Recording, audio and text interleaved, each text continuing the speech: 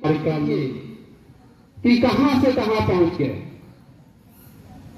गरीबी या जो भी साधारणतया परिवार से होने के बावजूद भी कहां सिमरिया गांव से जो है भारत की राजधानी या भारत की जो सर्वोच्च सदन है वहां तक पहुंचे। तो ये ऐसा नहीं कि हम गरीब हैं, हम पिछड़े हुए हैं, हम कुछ नहीं कर सकते। जिस दिन हम ऐसा सोच लेंगे कि हम कुछ नहीं कर सकते तो हम सही में कुछ नहीं करेंगे।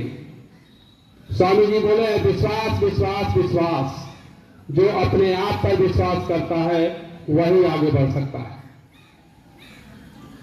दूसरी चीज मैंने दिनकर जी की वक्ताओं के सुना कि ये स्वतंत्रता संग्राम सेनानी थी, जैसे कि आप सब लोगों ने सुना।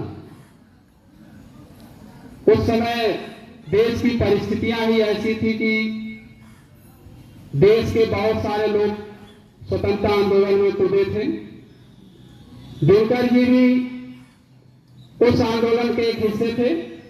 उन्होंने अपनी कविता के माध्यम से, जैसे लड़ाई लड़ना हम किसी से एक लड़ सकते हैं, लेकिन एक कविता से, एक इनकी कविता से पढ़कर यदि 50 लोग हो जो है स्वतंत्रता आंदोलन में कूदने को तैयार हो जाए तो ये हम मानते हैं कि वो जो सीधा लड़ाई या प्रत्यक्ष रूप से जो स्वतंत्रता की लड़ाई लड़ रहे हैं उनसे बहुत बड़ा काम कर गए। तो ये हमारे दिनकर जी की विशेषता थी। तीसरी चीज निर्भीकता, एक चीज हमने सुना कि जिन्होंने इनको जो है पद पर बैठाया है, ऐसा नहीं कि इन्होंने हमको ऐसा पद दिया है तो हम जो है सच ना बोलें, निर्भीक होकर ना कहें।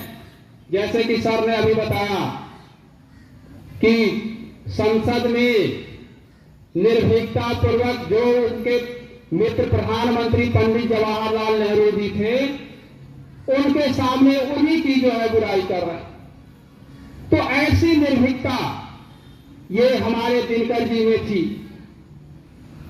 दिनकर जी आज की परिस्थिति में, जैसे कि सर बोले कि जो उस समय की परिस्थिति, आज भी हम दिनकर जी के बताए हुए रास्ते पर यदि हम चलें तो हमारा तो कल्याण होगा ही, साथ ही देश का और हमारे समाज का, हमारे गांव का, हमारे सब का जो है कल्याण हो सकता है।